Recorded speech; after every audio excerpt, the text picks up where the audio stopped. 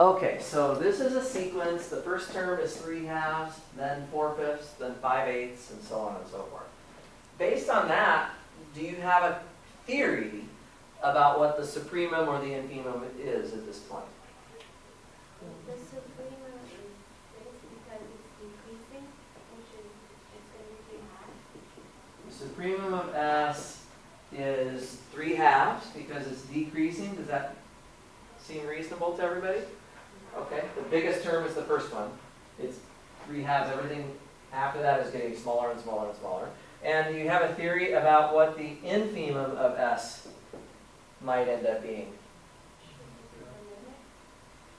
Yeah, if we think about the limit of the sequence, what would be the limit of this sequence, do you think? 1/3, exactly. So those would be the likely guess, okay?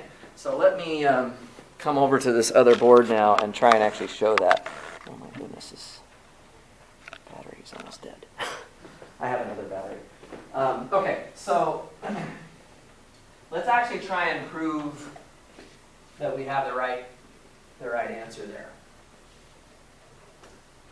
Okay, so I'm going to actually try and show this.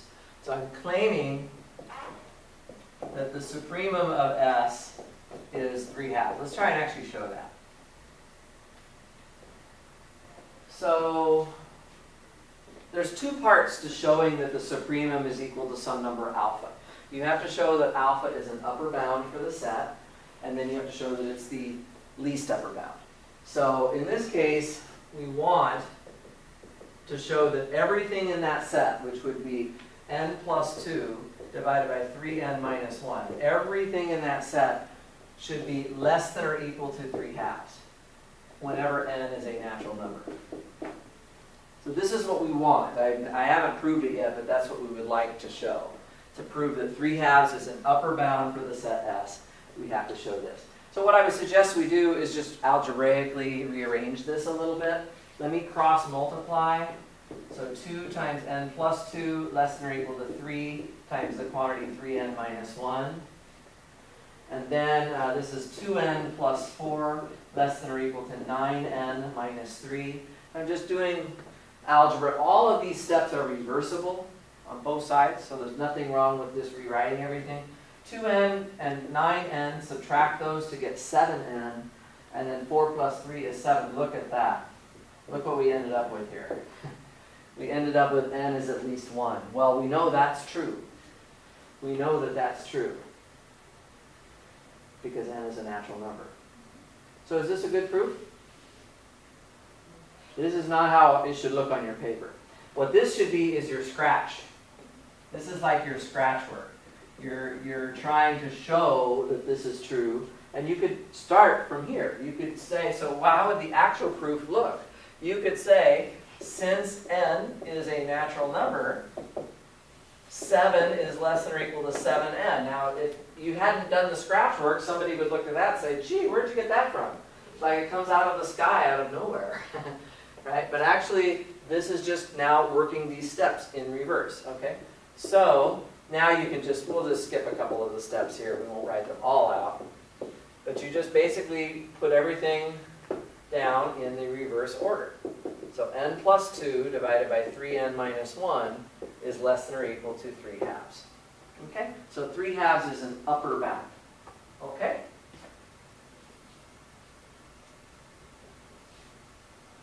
Okay. Does that make sense so far?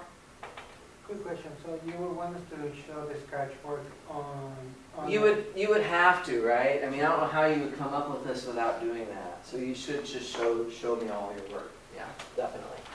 Okay, so 3/2 is an upper bound for S. But what's the next thing we have to show? That it's the least upper bound. So let's do this. Let's now assume that gamma is an upper bound for S. Some other upper bound. What do we want to show about gamma?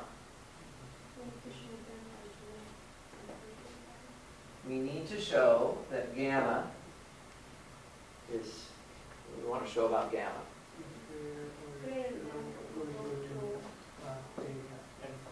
Greater than or equal to 3/2, right? We want it to be at least as big as the 3/2, which is what we think the least upper bound is. Okay.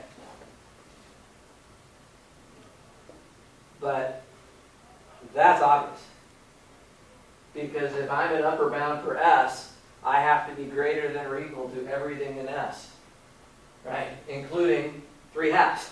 Okay, so this is clear. This is clear since 3/2 is an element of S. If 3/2 is one of your elements, gamma has to be at least as big as all of the elements in the set. Okay, so 3/2 is an upper bound, and if you have any other upper bound, it's at least 3/2. So your supremum then is 3/2. Clear enough? Okay. All right. That's kind of how you could prove something like that. I'll try to be clear in the test how much I want you to actually show and prove these things. Because like, for example, on the homework, there were a couple of times when I just said, oh, just calculate the supremum and the infimum. Don't worry about showing me or proofs that they work. But it's never a bad idea to practice a little bit here. Okay? Everybody good on that? Should we, do you want me to show the infimum one as well? Would that be helpful? Okay, let's do that. Okay, so I'll come back. I'm going to come back over here again. Can I erase on this side? Okay. Everybody following along at home can just rewind this if they didn't catch everything they need. Okay, so the next claim is the infimum of S is 1/3. So the first thing is we need to show that, I'll write down what we want again. We need to show that everything in S is at least 1/3. Okay, so in other words, n plus 2 divided by 3n minus 1, right, should be at least 1/3 for all natural numbers n. This is what we want. So let's just try, as we did in the last example, to do some algebra and figure out, hopefully we can reverse engineer this set of steps again as well. So if I multiply through by 3 on both sides and multiply through by 3n minus 1 on both sides, there is the inequality that you would end up with. And well, this is just 3n plus 6 greater than or equal to 3n minus 1. That is pretty obvious, right? That is pretty clear. So from this, so what you could do, actually let's just start the proof right here. Since 3n plus 6 is greater than or equal to 3n minus 1, n plus 2 over 3n minus 1 is at least 1/3. And this is for all natural numbers n. So for every natural number, that's going to be true. Make sense? Okay, so we have that. And now we just need to show that it's the greatest lower bound. Okay, so assume gamma is a lower bound for S. We need to show that gamma is at most 1/3. So if we have some other lower bound for S, it needs to be less than or equal to what we're hoping our greatest lower bound is, which is 1/3. Okay? So gamma is a lower bound for S. That just means that what? What does that mean? So we know that gamma, being that it's a lower bound, is less than or equal to everything in this list, right? Everything in this list. So n plus 2 divided by 3n minus 1. Everything in that list. This is for all natural numbers. Okay?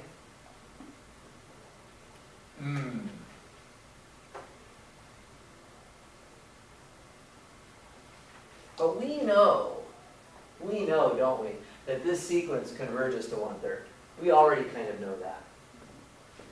Okay, so if this sequence converges to 1/3, let me just put 1/3 here. you have a bunch of terms coming in like this.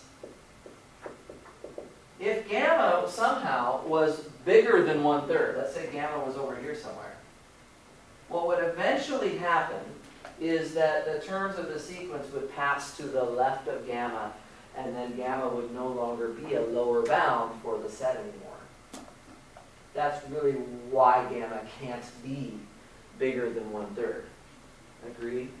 Okay.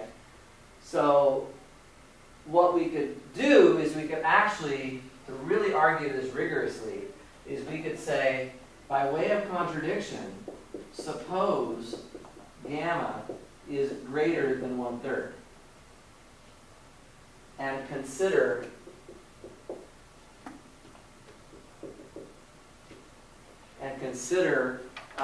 I'm going to create an epsilon right here.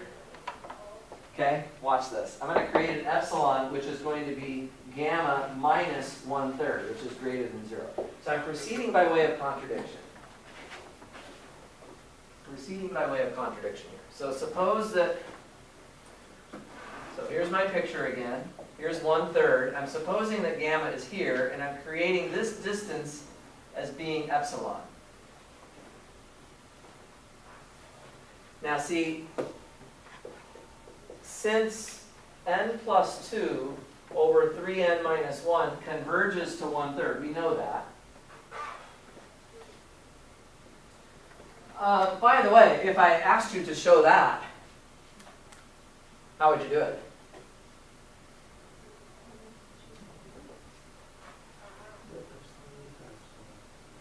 What's the fast way to do it?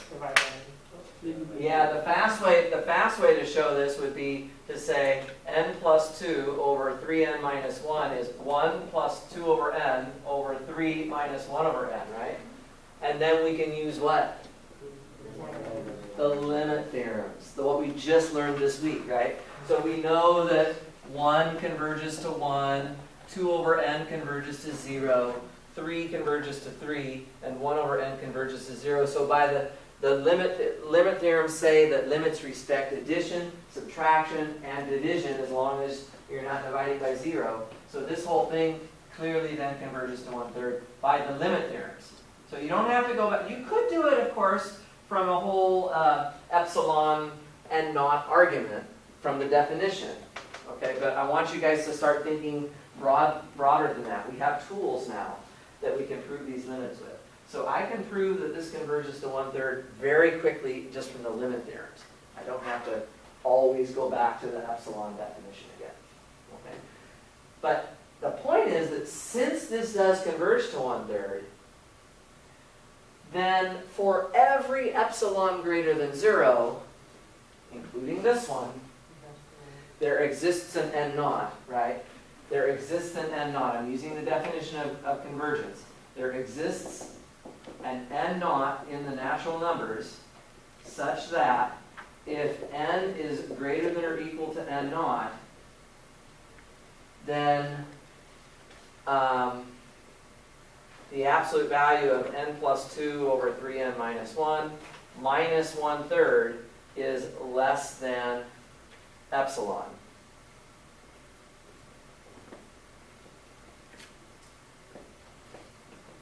And actually, let me take the epsilon and just write it as gamma minus 1/3. Okay? So for all of these n's that are bigger than or equal to n naught, we have this inequality. So the negative of the, so basically I'm going to take off these absolute value bars. So if n is greater than or equal to n naught, the negative of gamma minus 1/3, which would be 1/3 minus gamma, is less than n plus 2 over 3n minus 1 minus 1/3 is less than gamma minus 1/3. Okay? And if you just focus on this inequality right here, cancel the 1/3, look what you got. Gamma is bigger than something in S. And the problem is gamma was supposed to be a lower bound of S. Okay, so that's what we're going to say. So gamma is bigger than n plus 2 over 3n minus 1. That's for all n greater than or equal to n naught. So gamma is not a lower bound. And that's a contradiction. So this contradicts gamma being a lower bound.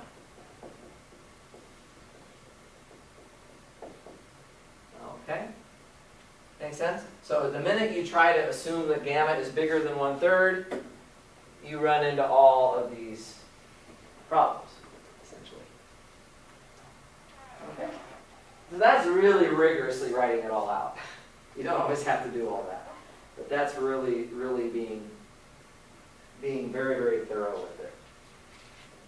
Okay. Everybody good with that example? Okay. If so, I'm going to come over here and give you another problem. We're actually getting a lot of good problems done. It's good practice. Yeah. Okay, let's try this one. This is a nice one. This is number 4, I think. This one's not on the review sheet that you have. I'm going to post up. I actually have a second review sheet. I'm going to post this up as well. Prove a sequence xn in Z. So this is now a sequence of integers converges if and only if the sequence xn is eventually constant. And by that I mean there exists an n naught in the natural numbers such that if n is greater than or equal to n naught, xn is equal to xn naught. So that not only are the terms of the sequence approaching closer and closer to a limit value, they actually become constant at the value of that limit at some point, and then all points after that. This is because the sequence is in Z. That's going to be the reason. So your sequence is only allowed to touch the whole numbers. And you're talking about when would that converge. If you're only allowed to touch the whole numbers are not very close to each other. They're far apart. Lots of space, right? So as the terms of the sequence bounce around between different whole numbers, they're not converging yet. Okay? So the question is, well, how could the sequence converge if all these points are so far apart? Well, the answer, according to this, is eventually the sequence has to settle down on one specific integer from that point on. Seem reasonable? It's not like the real numbers where you can kind of just slowly approach the limit point. Here, you've got to actually reach that limit point and stay on that limit point forever after you find it. Seems reasonable, right? So let's try and prove it. Any idea which direction is easier to prove? What do you think you'd rather prove, right to left or left to right? I'd like to prove right to left. It's easier because if the sequence is eventually constant, then that means it's going to be already at that limit point, so it's pretty obvious that it's converging to that point, right? Okay, so let's do that. Let's prove the backwards direction first. So assume xn is eventually constant.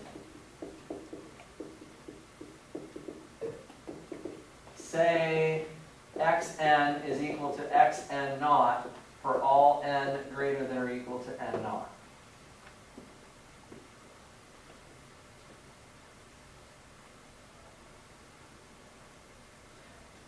And we would like to show that the sequence converges.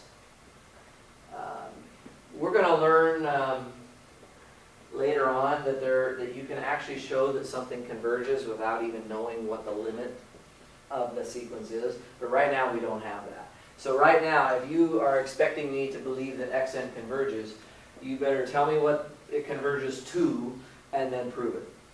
So what do you think this sequence is going to converge to? This point right here. This is the only thing you have, right?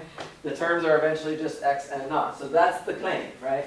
the claim, let's write it down as a claim. The claim here would be that xn converges to xn naught, which is this eventually constant point that the sequence is reaching. Okay, so now we're back to a classic proof that a sequence converges to a point, right? We want to show that. So what's the first line of the proof that the sequence converges to that? Let epsilon greater than 0 be given, absolutely. Okay, so we start with that. That's the starting point. Okay, our job is to come up with some, I don't know, n naught, such that if n is greater than or equal to n naught, the absolute value of xn minus xn naught needs to be less than epsilon. So what n naught do you suppose, am I talking about the same n naught? I absolutely am talking about the same n naught. We already established an n naught, and for all n greater than or equal to n naught, the difference between these two things, the absolute value of the difference needs to be less than epsilon. Well, it's definitely less than epsilon. The difference between these two things is going to be 0, which is definitely less than epsilon. Okay, so this is easy.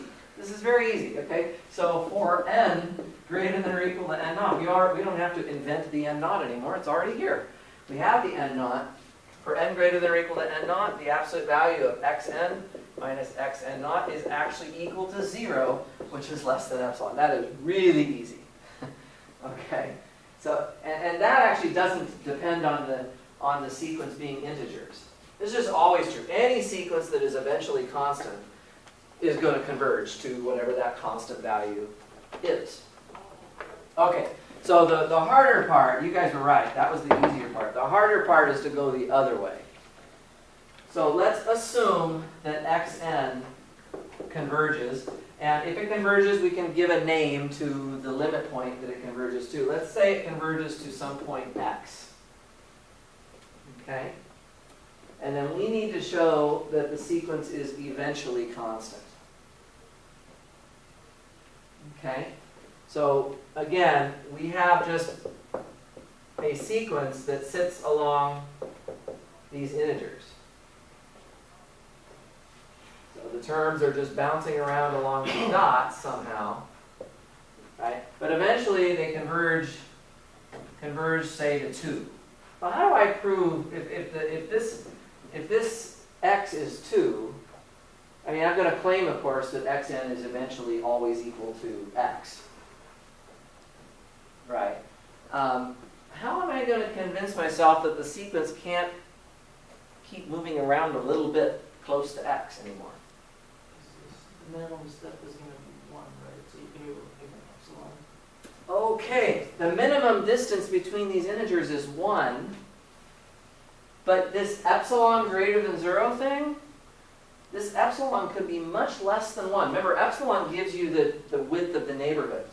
What if you make a really, really small, let's say you claim that the sequence converges to 2 here, and you make a really small epsilon around 2, right? The only way that the sequence can be within that interval and an integer value is if it equals 2.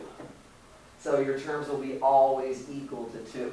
So because xn converges to x, we no longer are going to let epsilon greater than 0 be given. Rather, quite the opposite, we're going to choose an epsilon that we want to work with. And I'm going to choose one that's definitely less than 1 unit wide, because I want to be sure that there's only one integer in the interval that I'm going to create. So somebody give me a good choice of epsilon then. 1/2. Perfect. We get to choose that. That's our choice. Okay, so let epsilon equal 1/2. Then by the definition of a convergent sequence, there exists an n naught in the natural numbers such that if n is greater than or equal to n naught, the absolute value of xn naught minus x is less than 1/2. I'm sorry, the absolute value of xn minus x is less than 1/2. That we know. Okay, so within that interval, we would know that that is true. Okay? So far, is everybody more or less with me on this? Okay.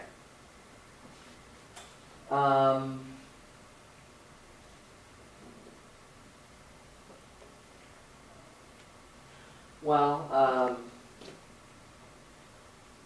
let's see. If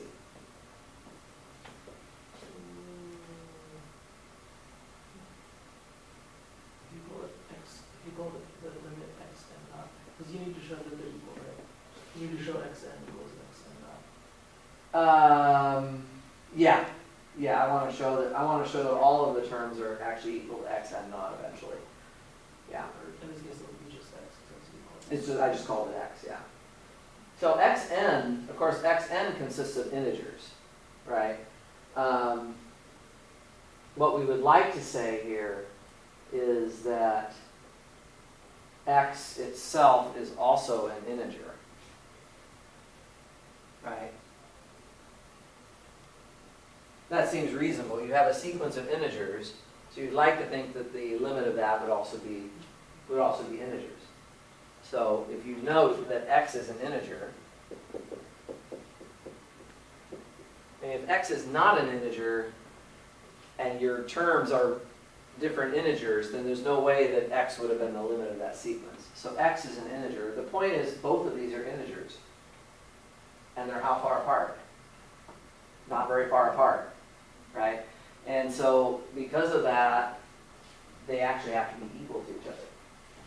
Okay, so that's the point. So x is an integer and xn is an integer.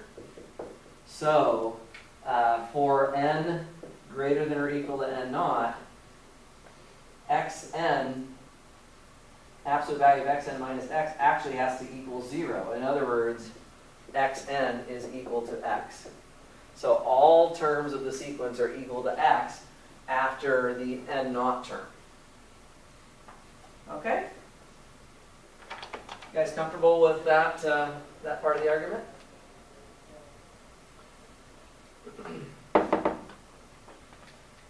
Yeah. Okay, good. So that's the proof. All right. Excellent. Okay. What do I want to go to next? I saw all these great problems. Okay. Let's do another thing with sequences, and then we'll do some soups and ifs and stuff like that. Keep this going for a little bit here. So here's another example, number 5.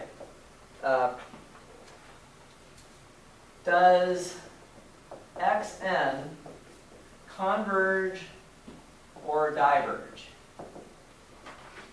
Does this sequence converge or diverge? So here's the first one I'm going to look at. Xn is equal to n cubed over n squared plus 2n minus 7. Let's take that example.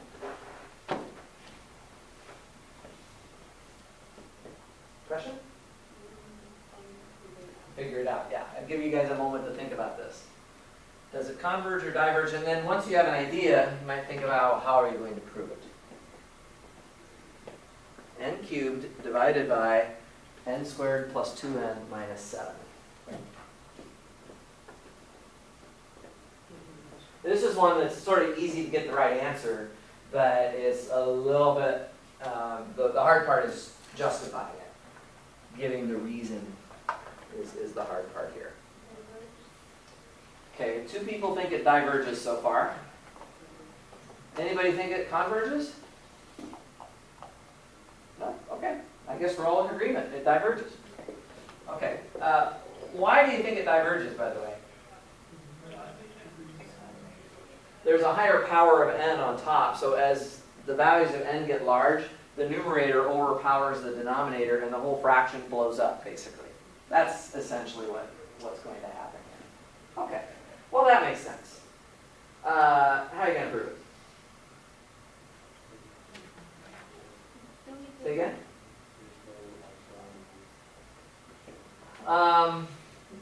You're going to prove that there is no epsilon